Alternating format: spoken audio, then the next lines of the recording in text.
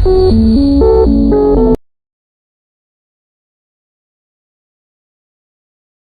പോകുന്ന നോക്കുന്ന ദത്തൻ ദേഷ്യത്തോടെ മുഷ്ടിയുരുട്ടി. ഇതിനുള്ള ഞാൻ നിനക്ക് തന്നിരിക്കും Tanushree, you will pay for it. അത്രയും മനസ്സിൽ പറഞ്ഞുകൊണ്ട് അവൻ തന്റെ ഫോൺ കയ്യിലേക്ക് എടുത്ത് ആരുടെയോ നമ്പർ ഡയൽ ചെയ്തുകൊണ്ട് പുറത്തേക്ക് നടന്നു. കിച്ചണിലേക്ക് വന്ന തനു ബാക്കി വന്ന ഭക്ഷണം വേസ്റ്റിലേക്ക് ഇട്ട ശേഷം പാത്രങ്ങളെല്ലാം സിങ്കിലേക്ക് ഇട്ടു. ശേഷം കിച്ചൺ സ്ലാബിന് മുകളിൽ ഇരു കൈകളും കുത്തി കണ്ണുകൾ മുറുകെ അടച്ച് മുഖം കുനിച്ച് നിന്നു. ആളുടെ മനസ്സിനെ അല്പം മുമ്പ് ദത്തം പറഞ്ഞ വാചകങ്ങളായിരുന്നു. മുമ്പ് കണ്ടിട്ടില്ലാത്ത തരം ഭക്ഷണങ്ങളൊക്കെ കാണുമ്പോ നിന്നെപ്പോലുള്ളവർമാർക്ക് നല്ല ആർത്തി കാണുമെന്നറിയാം. അതുകൊണ്ട് ഇവിടെ ഉള്ളവരെ കാണിക്കാനായിട്ട് ഇതുപോലെ മെലോ ഡ്രാമയൊന്നും കാണിക്കണ്ട. എനിക്ക് നന്നായിട്ട് അറിയാം നിന്റെയൊക്കെ സ്വഭാവം. മര്യാദയ്ക്ക് എടുത്തു നിന്നിട്ട് എഴുന്നേറ്റ് പോടി. ഈയമുരുക്കി ഒഴിച്ച പോലെ അവന്റെ വാക്കുകൾ അവളുടെ ചെവിയിൽ അലയടിച്ചുകൊണ്ടിരുന്നു. അതിന്റെ ഫലമായി അവളുടെ കണ്ണുകൾ നിറഞ്ഞൊഴുകി. മോളെ. പെട്ടെന്ന് പിന്നിൽ നിന്ന് രാജേശ്വരിയുടെ ശബ്ദം കേട്ടതും അവൾ മുഖം അമർത്തി തുടച്ചുകൊണ്ട് തിരിഞ്ഞു നോക്കി. മോൾ ഇവിടെ എന്തെടുക്കുക? മോൾക്ക് അറിയായിരുന്നോ? അവളുടെ നിറഞ്ഞ കണ്ണുകൾ കണ്ടതും രാജേശ്വരി വെപ്രാളത്തോടെ ചോദിച്ചു. ഒന്നുമില്ല അപ്പച്ചി, ഞാൻ വീട്ടിൽ ചിറ്റയും കുഞ്ഞിയെ കുറിച്ചൊക്കെ ഓർത്തുപോയി. ഇടർച്ചയോട് അവൾ പറഞ്ഞു. രാജേശ്വരി അവളെ സാധാപത്തോടെ നോക്കി. മോള് വിഷമിക്കാതെ 2 ദിവസങ്ങൾ കഴിഞ്ഞിട്ട് നമുക്ക് എല്ലാവർക്കും കൂടി മോളുടെ ചിറ്റയോട് പോയി കാര്യങ്ങൾ പറഞ്ഞ് മനസ്സിലാക്കാം. എന്തേ? അവര് പറഞ്ഞു. അവളൊന്ന് പുഞ്ചിരിക്കാൻ ശ്രമിച്ചു. അതൊക്കെ പോട്ടെ, ഞാൻ ആദ്യം ചോദിക്കണമെന്ന് കരുതിയ കാര്യ. മോൾക്ക് എങ്ങനെയാ കണ്ണനെ പരിചയം? അവൻ പറഞ്ഞിരുന്നു നിങ്ങൾ വർഷങ്ങളായിട്ട് പ്രണയത്തിലായിരുന്നു എന്ന്. മോളും അവൻ പഠിച്ച കോളേജിലാണോ പഠിച്ചത്? പക്ഷെ അവൻ ഡിഗ്രിയും PG ഒക്കെ വിദേശത്താണല്ലോ ചെയ്തിരുന്നത്. ആ ഒരു ആകാംക്ഷയോടും സംശയത്തോടും അവളോട് ചോദിച്ചു. അത് അപ്പച്ചി ഞങ്ങളുടെ പ്രണയകഥ കേൾക്കാൻ നിൽക്കുവാണോ? പെട്ടെന്ന് അടുക്കള വാതിക്കൽ നിന്ന് ദത്തന്റെ ശബ്ദം കേട്ടതും അവർ ഞെട്ടലോടെ തിരിഞ്ഞു നോക്കി. തനുവിനെ കണ്ടതും മുഖം തിരിച്ച് സിങ്കിൽ കിടന്ന പാത്രങ്ങൾ കഴുകാൻ തുടങ്ങി. രാജേശ്വരി ആണെങ്കിൽ തനിക്ക് അവന്റെ പ്രണയകഥ അറിയാനുള്ള ആകാംക്ഷ കൊണ്ട് തനുവിനോട് ചോദിച്ചായിരിക്കുന്ന അവൻ തെറ്റിദ്ധരിച്ച് കാണുമോ എന്ന് ചിന്തിച്ചുകൊണ്ട് അവനെ നോക്കാൻ നന്നായി ബുദ്ധിമുട്ടി നിന്നു. അല്ല മോനെ, നിങ്ങളെങ്ങനെയാ പരിചയപ്പെട്ടെന്ന് ഞാൻ മോളോട് ചോദിച്ചതാ. അവരവനെ നോക്കി അല്പം ജാളിതയോടെ പറഞ്ഞു. ഓ അതാണോ? അത് അപ്പച്ചിക്ക് എന്നോട് ചോദിച്ചാ പോരെ. ഞാൻ പറഞ്ഞില്ലെന്ന് അപ്പച്ചിക്ക് വിശദമായിട്ട് തന്നെ. അവൻ അവിടെ അരിയിലേക്ക് വന്ന് അവരെ ചേർത്ത് പിടിച്ച് താടിയിൽ കൊഞ്ചിച്ചുകൊണ്ട് പറഞ്ഞു. അപ്പച്ചിയും തനു അവനെ ആകാംക്ഷയോടെ നോക്കി. അതില്ലേ അപ്പച്ചി, ഞാനിങ്ങനെ +2 സ്കൂളിൽ പഠിക്കുന്ന സമയം, +2 ഞാൻ നമ്മുടെ സ്വന്തം സ്കൂളായ മനക്കല സ്കൂളിൽ തന്നെയാണ് പഠിച്ചത്.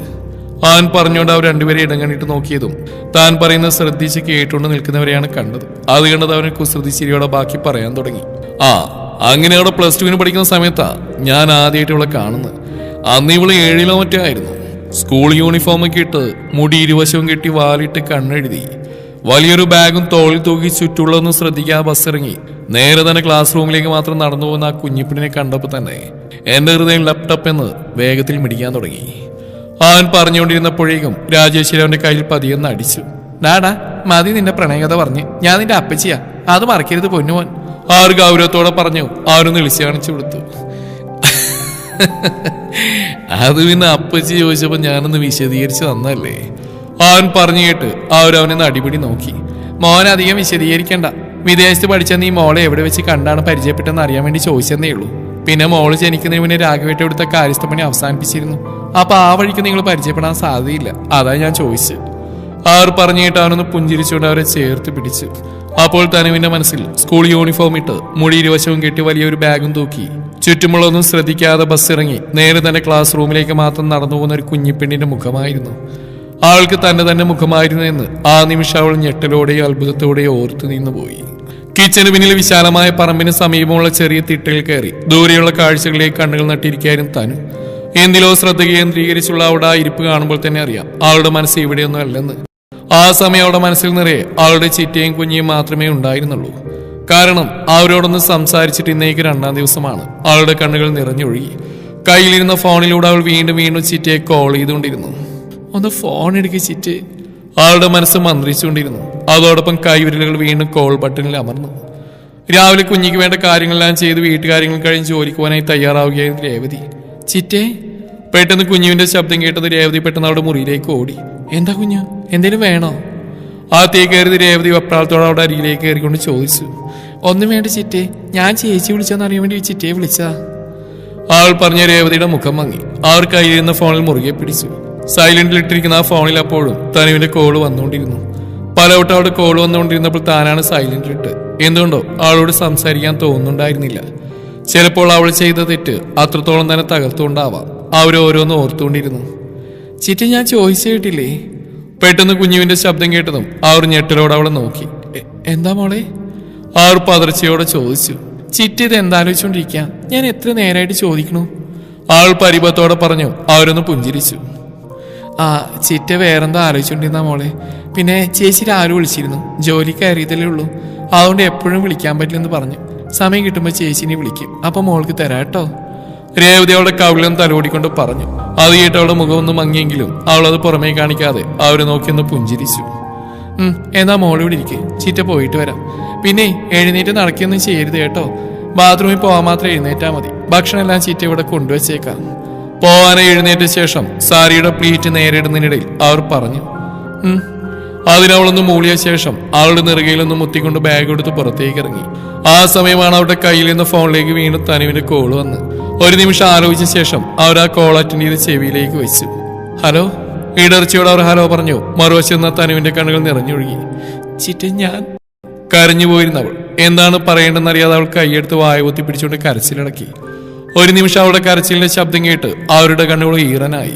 എത്രയ്ക്കായാലും സ്വന്തം മക്കളെ പോലെ നോക്കി വളർത്തിയവളാണ്. ഒരിക്കലും അവളെ അങ്ങനെയെങ്കിലും ഉപേക്ഷിച്ച് കളയാൻ തന്നെ കൊണ്ടാവില്ല. അവർ മനസ്സിൽ മന്ത്രിച്ചു. ശേഷം എന്തോ തീരുമാനിച്ചുറപ്പിച്ച പോലെ അവളോട് സംസാരിക്കാൻ തുടങ്ങി. തനു മോളെ. അവരോളെ ആശ്വസിപ്പിക്കാൻ എന്ന പോലെ പതിയെ വിളിച്ചു. എന്നോട് വെറുപ്പാണോ ചിറ്റ്? പെട്ടെന്ന് അവിടെ ആ ചോദ്യം കേട്ടതും രേവതി എന്ത് പറയണമെന്നറിയാൻ നിന്നുപോയി. ഒന്നും മനഃപൂർവ്വമായിരുന്നില്ല ചിറ്റ്. എന്റെ അവസ്ഥ അങ്ങനെയായി പോയി. അവൾ പറഞ്ഞിട്ട് അവർ സംശയത്താൽ നെറ്റി വിളിച്ചു. എന്താ തനു, എന്താ നീ പറയുന്നത്? മനക്കിൽ ദൈവത്തിന്റെ താലി കഴുത്തിൽ വീഴാൻ മാത്രം എന്താ അവസ്ഥയായിരുന്നു നിനക്ക് ഉണ്ടായിരുന്നത്? അപ്പോഴാണ് താനെന്താ പറഞ്ഞെന്ന് അവൾ ഓർത്ത്. അതൊന്നുമില്ല ചിറ്റെ, ഞാൻ വെറുതെ. തനു സത്യം പറ മോളെ, അവിടെ നിനക്ക് എന്തെങ്കിലും പ്രശ്നമുണ്ടോ? ദത്തനോ അവന്റെ വീട്ടുകാരോ നിന്നോട് പറയാൻ വന്ന പകലിൽ നിർത്തിക്കൊണ്ട് അവരവിടെ മറുപടിക്കായി കാത്തു. അങ്ങനെയൊന്നുമില്ല ചിറ്റെ, ഞാനത്. ആൾക്ക് രേവതിയോട് എന്ത് മറുപടി പറയണമെന്ന് അറിയില്ലായിരുന്നു. തനു എന്താണെങ്കിലും ചിറ്റയോട് പറയും മോളെ, ചിറ്റ നിന്റെ കൂടെ തന്നെയുണ്ട്. ആരോളെ സമാധാനിപ്പിക്കാനെന്നവണ്ണം പറഞ്ഞു. ഒരു നിമിഷം അവരുടെ വാക്കിൽ കേട്ട് അവളൊന്ന് ആലോചിച്ചു. ശേഷം ദത്തനെ വിവാഹം കഴിക്കേണ്ടി വന്ന സാഹചര്യം എന്താണെന്ന് അവൾ അവരോട് പറയാൻ തുടങ്ങി. പക്ഷേ ദത്തന്റെ ചോരയിൽ പിറന്ന ഒരു കുഞ്ഞിനു വേണ്ടി തന്നെ 2 വർഷത്തേക്ക് വാടകയ്ക്ക് എടുത്താണെന്ന് പറയാതെ തന്നോടുള്ള ഇഷ്ടം കൊണ്ടാണ് മറ്റൊന്നും ചിന്തിക്കാവും തന്നെ വിവാഹം കഴിച്ചെന്നാണ് അവൾ രേവതിയോട് പറഞ്ഞു. പക്ഷേ തനു, അവരൊക്കെ വലിയ ആൾക്കാരാ. എത്ര ഇഷ്ടമാണ് സ്നേഹമാണെന്നൊക്കെ പറഞ്ഞാലും ഭാവിയിൽ നമ്മൾ ചിലപ്പോൾ അവർക്ക് ബാധ്യതയായിട്ട് മാറാനുള്ള സാധ്യത കൂടുതലാ. ഏതോ ഒരു ഓർമ്മയിൽ രേവതി അങ്ങനെ പറഞ്ഞു. തനുവിന് അതിന് മറുപടി ഉണ്ടായിരുന്നില്ല. എന്തായാലും മോള് സൂക്ഷിക്കണം. ചിറ്റ പിന്നെ വിളിക്കാം, ജോലിക്ക് പോകാൻ നേരായി. അല്പസമയത്തിന് ശേഷം അവർ പറഞ്ഞു. അവളൊന്ന് മൂളി. എന്നാ ശരി. അതും പറഞ്ഞുകൊണ്ട് അവർ ഫോൺ കട്ട് ചെയ്തു. ശേഷം ഒരു നെടുവീർപ്പോടെ അവർ തിരിഞ്ഞ് തന്റെ വീട്ടിലേക്ക് നോക്കിയ ശേഷം ജോലിക്ക് പോകാനായി ഇറങ്ങി. രേവതി ഫോൺ കട്ട് ചെയ്തും തനുവിന് വല്ലാത്തൊരു ഒറ്റപ്പെടൽ ഫീൽ ചെയ്തു. ആരും കൂടെ ഇല്ലാത്ത പോലെ, തനിച്ചായ പോലെ.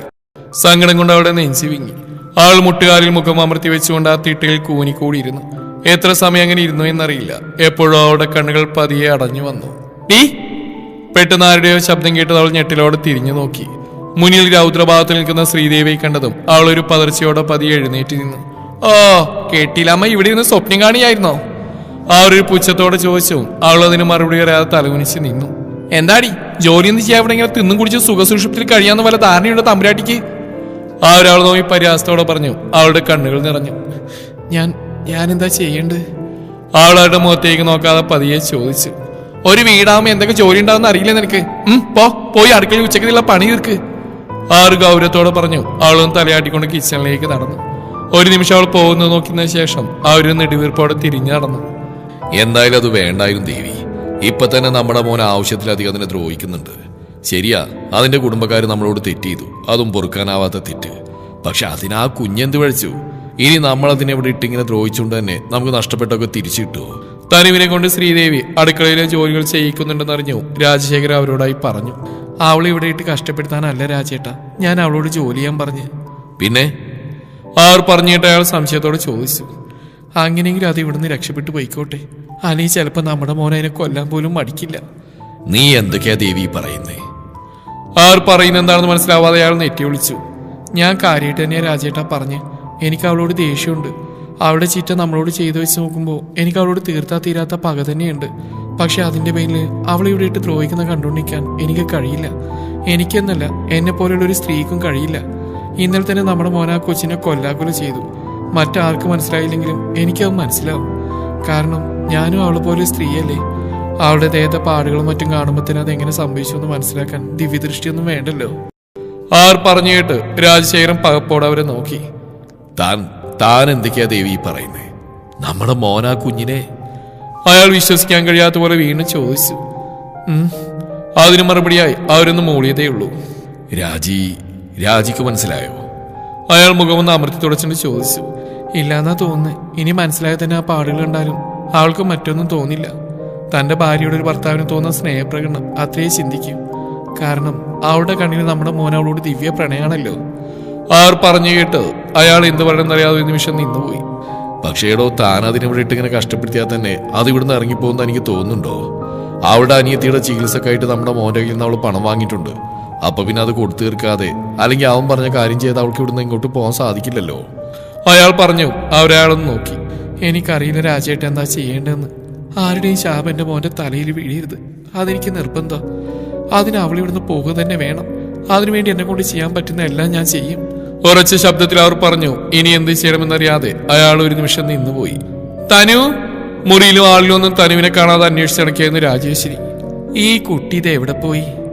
ആർ പിറുപിറുത്തോണ്ട് കിച്ചൺ ഭാഗത്തേക്ക് നടന്നു. തനുമോളെ കണ്ടോമായേ?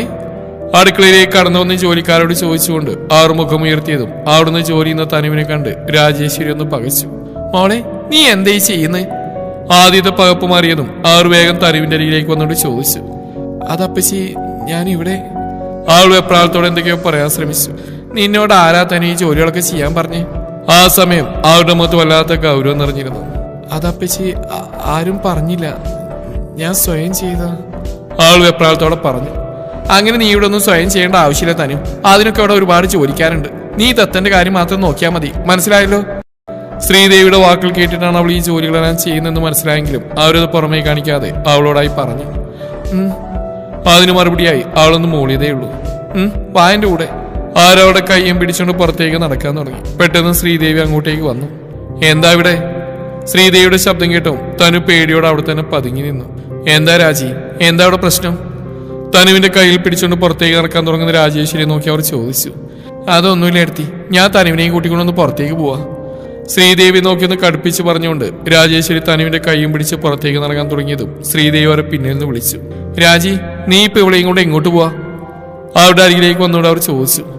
എങ്ങോട്ടില്ല എടുത്തി, പറമ്പിലൊക്കെ നടക്കണം, അത്രയേ ഉള്ളൂ. രാജേശ്വരി പറഞ്ഞു. ശ്രീദേവിയുടെ മുഖമിനുണ്ടു. എന്തിന്? ഇനി ഇവളെ കൊണ്ടുപോയി നാട്ടുകാരെ മുഴുവൻ കാണിക്കാനോ? അതിനൊന്നും ആവശ്യമില്ല രാജി, നീ വേണേ പോയിക്കോ, ഇവളോട് നിൽക്കട്ടെ. ആർ പറഞ്ഞിട്ട് രാജേശ്വരി അവർ കൂർപ്പിച്ച് നോക്കി. ഇവളെ നാട്ടുകാർ കണ്ട എന്താ കുഴപ്പം? ഇവളെ അന്യൊന്നല്ലല്ലോ. മനക്കിലെ ദേവത്വം താലിയിട്ട് കൊണ്ടുവന്ന അവന്റെ ഭാര്യയല്ലേ. അപ്പൊ നാട്ടുകാരും വീട്ടുകാരെ കണ്ടെന്ന് വെച്ച് യാതൊരു ദോഷവുമില്ല. ആർ പറഞ്ഞു. ശ്രീദേവരൻ ദേഷ്യപ്പെട്ട് നോക്കി. ഞാൻ പറയാനുള്ളത് പറഞ്ഞു രാജി, നീ വെറുതെ ആവശ്യമില്ലാത്ത പ്രശ്നങ്ങൾ ഉണ്ടാക്കരുത്. ശ്രീദേവി ഒന്നുകൂടി അവരെ പിന്തിരിപ്പിക്കാനായി പറഞ്ഞു. ഞാനൊരു പ്രശ്നത്തിന് വരുന്നില്ല, ഇപ്പൊ ഇവിടെ പ്രശ്നം ഉണ്ടാക്കിയ എടുത്തിയാ.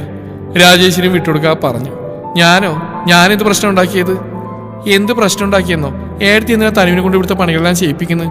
ഇവിടുത്തെ ജോലികൾ ചെയ്യാൻ എത്ര ജോലിക്കാരുണ്ട് ഇവിടെ. എന്നിട്ട് ഏടത്തി ഇവളെ കൊണ്ട് ജോലി ചെയ്യിപ്പിച്ച് ഇവളെ മനഃപൂർവ്വം ദ്രോഹിക്കാൻ വേണ്ടിയല്ലേ? രാജേശ്വരി ദേഷ്യത്തോടെ പറഞ്ഞു. ശ്രീദേവി തനുവിനെ ഒന്ന് രൂക്ഷമായി നോക്കി. ഓ, അപ്പോഴേക്കും വന്ന് നിന്റെ അടുത്ത് പരാതി ബോധിപ്പിച്ചോ കിട്ടില്ലമ്മ. അവർ തനുവിനെ നോക്കിക്കൊണ്ട് പുച്ഛത്തോടെ പറഞ്ഞു. അവളുടെ കണ്ണുകൾ നിറഞ്ഞു. അവൾ ആരെയും നോക്കാതെ മുഖം കുനിച്ച് നിന്നു.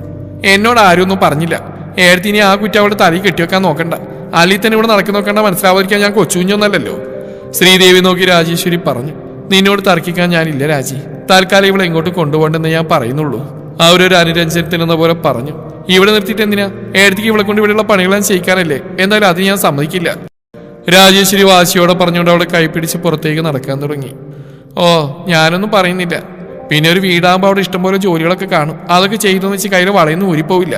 ആർ പുച്ഛത്തോടെ പറഞ്ഞു. രാജേശ്വരി അവരെ ദേഷ്യപ്പെട്ട് നോക്കി. എന്നിട്ടെന്താ ഏടത്തി ജോലികളൊന്നും ചെയ്യാത്ത? ഏടത്തിയുടെ കയ്യിലെ വളകൾ ഊരിപ്പോവില്ലല്ലോ. അതേ പുച്ഛത്തോടെ തന്നെ രാജേശ്വരിയും പറഞ്ഞു. അതിന് മറുപടി അറിയാൻ രാജേശ്വരിയും തർപ്പിച്ചു നോക്കിക്കൊണ്ട് ശ്രീദേവി അവിടെ നിന്നും പോയി. വേണ്ടായിരുന്നു അപ്പച്ചി, എന്നെ ചൊല്ലി നിങ്ങൾ തമ്മിലൊരു വഴക്ക് വേണ്ടായിരുന്നു. ആർ പോയതും തന്നെ വിഷമത്തോടെ പറഞ്ഞു. വേണം മോളെ, ഈ അമ്മായിമ്മ ഭരണക്കെ അങ്ങ് പഴയ നമ്പരാ. ഇപ്പൊ അതൊന്ന് വിലപ്പോലെന്ന് ഏടത്തിയൊന്ന് അറിയട്ടെ. തനുവിനെ നോക്കി ഒരു ചിരിയോടെ രാജേശ്വരി പറഞ്ഞു. എന്നാലും ഒരെന്നാലും ഇല്ല, നീ ഇങ്ങോട്ട് വന്നേ, നമുക്ക് ആ പറമ്പിലൊക്കെ ഒന്ന് ചുറ്റിക്കറങ്ങിയിട്ട് വരാം. അതും പറഞ്ഞുകൊണ്ട് അവർ തനുവിന്റെ കൈയും പിടിച്ച് പുറത്തേക്ക് നടന്നു. അന്നത്തെ ദിവസം രാജേശ്വരിയുടെ കൂടെ പുറത്തേക്ക് പോയിട്ട് വന്നപ്പോഴാണ് ദത്തൻ മുകളിൽ നിന്ന് അവളെ വിളിക്കുന്നത്. ആദ്യം ഒന്ന് പതിരെങ്കിലും അവൾ ധൈര്യം സംഭരിച്ചുകൊണ്ട് അവന്റെ അരികിലേക്ക് ചെന്നു. എന്തിനാ വിളിച്ചേ? മുറിയിലേക്ക് ചെന്നും കസേര എന്തോ ആലോചിച്ചുകൊണ്ട് കണ്ണുകടച്ചിരുന്ന ദത്തിന്റെ അരികിലേക്ക് ചെന്നവൾ ചോദിച്ചു, നീ ഇന്ന് ഉച്ചക്ക് ലഞ്ച് കഴിച്ചോ? മുഖമുയർത്തി നോക്കിയാൽ മുന്നിൽ നിൽക്കുന്നവളെ കണ്ട് ഗൗരവത്തോടെ ചോദിച്ചു. ഇല്ല. കാരണം? എനിക്ക് വേണ്ട. അതിന്റെ കാരണം ഞാൻ ചോദിച്ചു. അഭിമാനം നഷ്ടപ്പെടുത്തിക്കൊണ്ട് ഇവിടുന്ന് ആരും കഴിക്കാൻ എനിക്ക് താല്പര്യമില്ല. ആൾ പറഞ്ഞു കഴിഞ്ഞ് അവൻ ചാടി എഴുന്നിട്ട് അവളുടെ കവിളിൽ ആഞ്ഞടിച്ചു. കവിളിൽ പതിഞ്ഞ ശക്തമായ അടിയുടെ ആഘാതത്തിൽ തനുവിന്റെ മുഖരുവശത്തേക്ക് ചെരിഞ്ഞുപോയി. മോളെ, എന്നെ എതിർത്ത് സംസാരിക്കാറോടെ നീ മര്യാദക്ക് വന്നതെടുത്ത് കഴിച്ചോണം. ആളുടെ മുടിക്കുത്തിൽ പിടിച്ചുകൊണ്ട് ദത്തൻ അലറിയതും ആൾ വേദന സഹിക്കാനാവാതെ അവന്റെ കൈ വിടുവിക്കാൻ ശ്രമിച്ചുകൊണ്ടിരുന്നു.